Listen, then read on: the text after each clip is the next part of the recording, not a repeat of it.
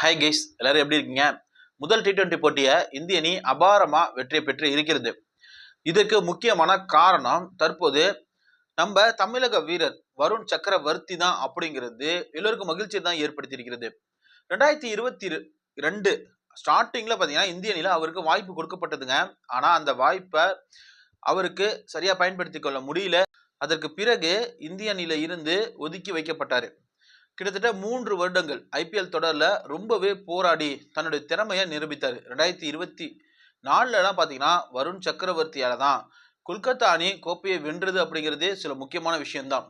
அதனால இந்திய அணிக்கு மீண்டும் அவர் கொண்டு வரப்பட்டாரு. T20 ஒரு நாள் தொடர்ல சேர்க்கப்படுவார் அப்படின்னு எதிர்பார்க்கப்பட்டது. T20ல மட்டும்தான் அவருக்கு வாய்ப்பு கொடுக்கப்பட்டது. அதையும் சரியாக பயன்படுத்தி கொண்ட வருண் சக்கரவர்த்தி பாத்தீங்கன்னா கடந்த 7 ஆட்டங்கள்ல 20 விக்கெட்டுகளை எடுத்து அசத்தியும் இருந்தாரு. அவர் தொடர்ந்து தன்னை நிரூபித்துக் கொண்டுதான் இருந்தாரு. அதே போல நேற்றைய ஆட்டத்துல கொல்கத்தாவுக்கு மைதானத்துல நடந்த இங்கிலாந்துக்கு எதிரான ஆட்டத்துல முக்கியமான ஒரு 3 விக்கெட்டுகளை எடுத்து இங்கிலாந்துக்கு மிகப்பெரிய அளவுல நெருக்கடியை கொடுத்ததுனால இங்கிலாந்து பாத்தீங்கன்னா வெறும் 132 ரன்கள் மட்டுமே எடுத்தாங்க. இதுல முக்கிய பங்கு இருந்தது யாருக்குன்னா வருண் சக்கரவர்த்தி, இரண்டாவது ஹர்தீப் சிங். இந்த 2 பவுலர்களுமே நேற்று இங்கிலாந்தை கதற விட்டு இருக்காங்க. இதனால இந்தியா பாத்தீங்கன்னா ரொம்பவே சுலபமா இந்த வெற்றியை பெற்றும் இருக்காங்க. வருண் சக்கரவர்த்தி ஒரு தமிழனா இருந்து தற்போது இந்த அளவிற்கு முன்னேறி இருக்காரு.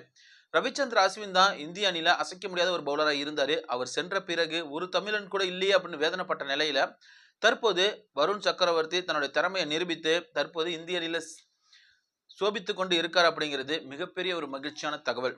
அவர் மேலும் மேலும் சாதிப்பார் அப்படின்னு எதிர்பார்க்கப்படுகிறது. இது போன்ற கிரிக்கெட் தகவல்கள் உடனுக்குடன் தெரிந்து கொள்ள நம்ம சேனலை மறக்காம சப்ஸ்கிரைப் பண்ணுங்க. தேங்க்யூ.